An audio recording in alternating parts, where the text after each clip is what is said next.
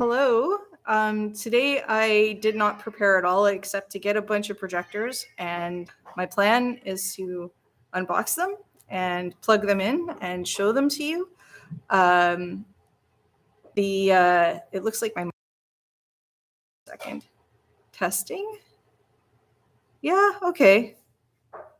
Hopefully there's audio. We'll find out after. Anyways, so all of the projectors I'm going to show you are linked in the description of this video. So if you have any questions about the projectors, you can go through and see them there. Rather than waste people's times, here is, you're probably here to find out what the best projector is. This is my personal favorite. This is the Epson W70 laser projector. Just came out this year. It's not a Pico projector. It's like, as you can see, bigger than a small projector. But if you are looking for a projector that has a smaller form factor, that is really bright, has a very good throw ratio, and is perfect for interactive installations, this is going to be at the top of my list. So yeah, I'll show it to you at the end, so we can do a comparison where I'll plug them in and you can see what they look like side by side. But for now, we'll start with just the crappiest projector ever. So I have two of these really cheap projectors to show you, and they are not great. Actually, you know what? Well, I'll show you the other really good one, so you don't have to wait for it. So this is the ASUS S2. So this is a true Pico projector. It's called the ZenBeam, ASUS ZenBeam S2. It's a very good size, runs on a battery. So I could actually turn it on right now and it'll come on at a reduced brightness, but it will run off of a battery for a limited time if it's charged. I'm not sure actually if this guy is charged. But this has a 1-to-1 throw ratio, which means that if it is 1 foot from the wall, it will be 1 foot wide. The projection will be 1 foot wide. So it's really easy to calculate how big this is going to be based on how far away it is from your projection surface. It's 500 lumens. It's still very bright, so you can see it in daylight as long as it's not like, normal in your house with the lights shut off and, just normal blinds in front of your windows. That's going to be dark enough for this guy. And it's also a really good image. Like, the image quality is fantastic. So those two first projectors, the reason that they're good is because they use DLP technology, which is like a really good way of translating a small image into a large space. So you're able to focus. There's a lot of crispness. There's a good contrast. These are projectors from that you might see advertised on Instagram, and they're really popular as impulse buys because they tend to be like between $100 and $200. And the first two projectors that I showed you are $500 to $1,000. So there's a really big difference in price, but you're really going to get a very big difference in quality as well. So let's open this one. This is sort of like, if you're going to get a cheap projector, this is the better of the two. So you may have seen this. Comes in this box. It's all unmarked. There's no branding anywhere on this thing. It's sort of designed to be sold through social media exclusively in like weird little online markets. So we got this guy. It's cute. I mean, it's a nice form factor. It's the handle's kind of cute. It feels fairly durable. But the image quality is going to be pretty bad because you can see just by looking at this thing that basically what it is it's a phone inside with a mirror pointed at the screen and a lens on the front to sort of like blow it up and project it onto your wall. So there's a manual focus wheel for the lens on the front, but this is really poor quality. Like, if I took it apart, you would see that it's basically just like a little LCD screen in there. So not DLP, not good quality. It's going to be under 100 lumens, very, very dim, very difficult to focus, very specific range that you will be able to focus it at. Yeah, the one nice thing about it is it has a full Android built inside it. So you'll see that when we go plug these guys in. But you will be able to like run YouTube and stuff directly off of this instead of having to hook it up to your phone, assuming that you trust that there's no malware in there and you're okay with setting it up on your local Wi-Fi. So that's crappy projector number one. And then crappy projector number two is these guys are all over the place. You'll find them popping up in social media ads all the time. So, I mean, you can tell just by looking at it that it's cheaply made. It's the same sort of technology where there's just like a little LCD in there, except without the added benefit of having an Android chip on there. So you have to plug this into something. It is kind of fascinating that it has a micro SD slot at the back. So, I mean, if you just wanted something that projected an image that you had sort of like created like a video on a loop and you just wanted to pop a micro SD card in there and have it run on a loop, if that worked, that would be really cool. I wasn't able to get an SD card into this even, so I'm not sure that the SD chip is seated properly. But yeah, this is by far one of the cheapest projectors out there, and it does not work well. So without further ado, how about we plug some of these guys in? So I'm just going to turn my computer and carry these over to the floor, and we'll see how that works. I just need to make sure. Yeah, there we go. All right. So we'll turn this over so that you can kind of see the wall. There we go.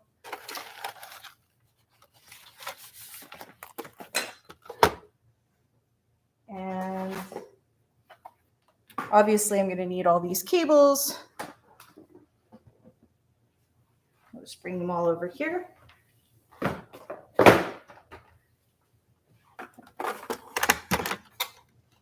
All right, so the first projector is my personal favorite. And that's this W70 from Epson. Easily my favorite projector of the year. Just turn it on here. And what you're going to see right away when it comes up on the wall is that this is a very big, bright image. All my lights are on. You can see it very clearly. It has automatic keystoning. So if you angle it, once it's started up, if you angle it, it will, yeah, there you go. So it'll adjust to straighten and correct for that angle.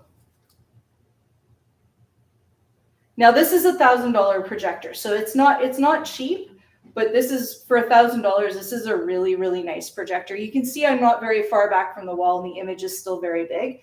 If you were going to use this for LUMOplay, you would have a very nice interactive floor surface from a fairly short distance. So if you're, if you're setting this up in a child's bedroom or in your living room, you don't have to have a 12-foot ceiling to get a really good play area. The focus on here is manual. So there's a focus wheel at the top that I can use to bring it in and out of focus, but it's very easy to focus. Some of these smaller projectors are super fiddly. This one is very easy to control. It accepts a lot of different signals. And one of my favorite things about it is this speaker cover on the back comes off. And this is where you plug in your HDMI cable. So like you can hide all your cables in here. It makes it look really, really nice. And the speakers that are built into the unit are also really high quality. So this is favorite number one. We'll just leave it down here. We can do a quick, where's the ASUS plug? I think I may have Remind me of put the ASUS plug away.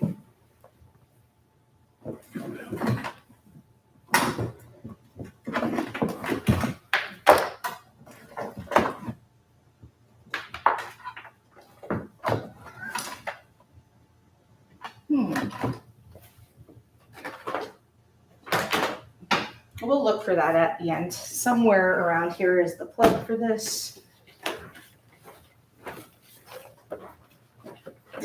Oh, that will be it.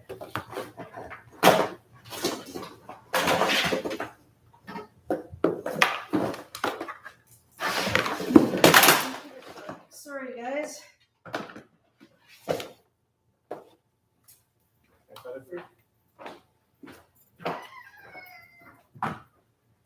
All right, we're just going to skip this guy and plug in this.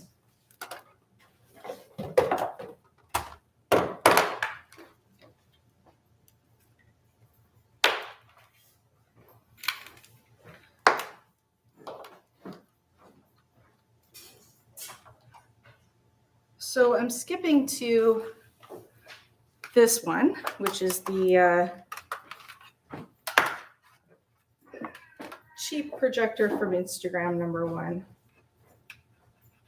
And I'm gonna see if I hold this up to my camera, if you can actually see the little LCD screen in there. Let's put this guy in.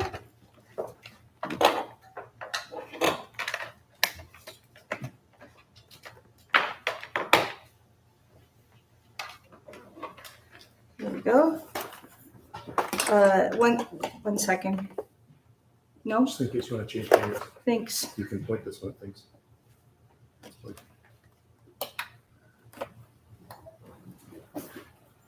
So this is the second projector. And from the point of view of the camera, it doesn't look too bad, but when we compare it to the Epson, you're gonna see a huge difference. So it's nice that it does have Android built into it. And it's got, the manual focus wheel and the ability to connect, but it doesn't have that automatic keystoning. So if you're not pointing it exactly straight, it's gonna distort the image. And so right now I have this basically at the same distance from the wall as the W70. And you can already see that, like, compared to the W70, it's quite washed out. Let's see if I can get them side by side. So yeah, it's quite washed out and it's very small. So it's a much smaller projection area. And that's one of the reasons that I advise people not to use these cheap projectors for interactives, because you really can't get a big interactive area with one of these projectors. Let's see if I can, I don't know if I'm going to be able to do this.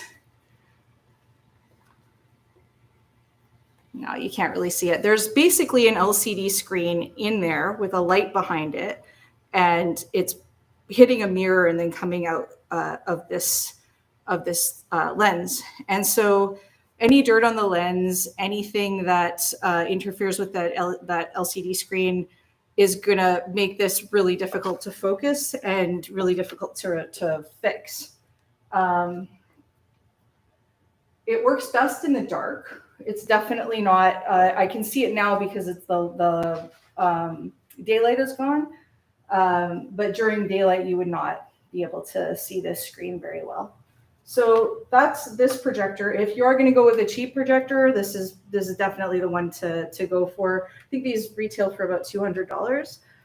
There's a link in the description if you're interested, but definitely you wouldn't want to use this for an interactive display of any sort.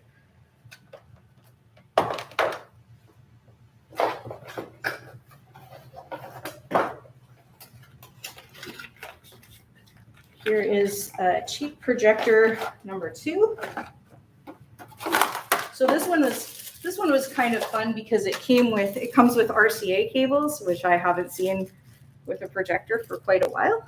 But that's cool that they're catering to maybe more retro devices.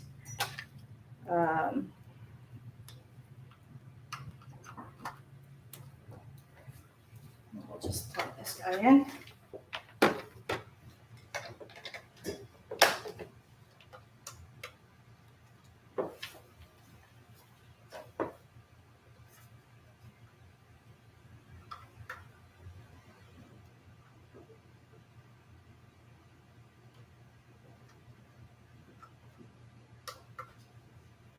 I'm not even sure this is going to turn on. Oh, there we go.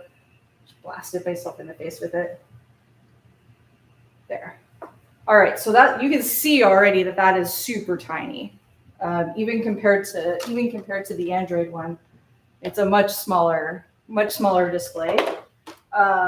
It's super loud too. Like, I don't know if you could hear this, but it's unnecessarily loud. Focus is okay. It's not terrible. But yeah, like, image quality is awful. You're going to get pixels. You're not going to see a very crisp image with this thing.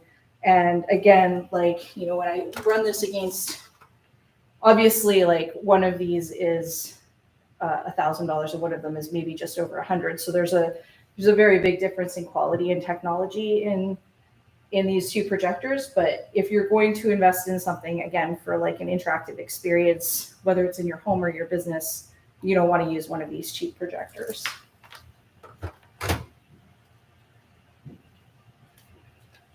So I have all three of these guys plugged in and turned on. Just going to do a really quick search around for that cable for the ASUS, because I think I accidentally put it away.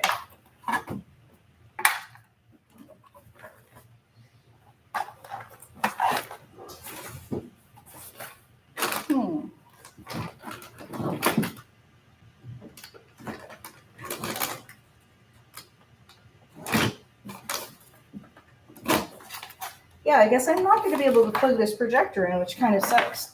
What I might do is another video just reviewing the ASUS S2, because this is the projector that we include, or that SimplyNUC includes with their interactive floor kit. And so it would be definitely useful to see this projector in action. So maybe next week I'm going to be traveling. I'll take it with me, and hopefully I can do a quick review video with this projector next week. If you have any questions, leave them in the comments.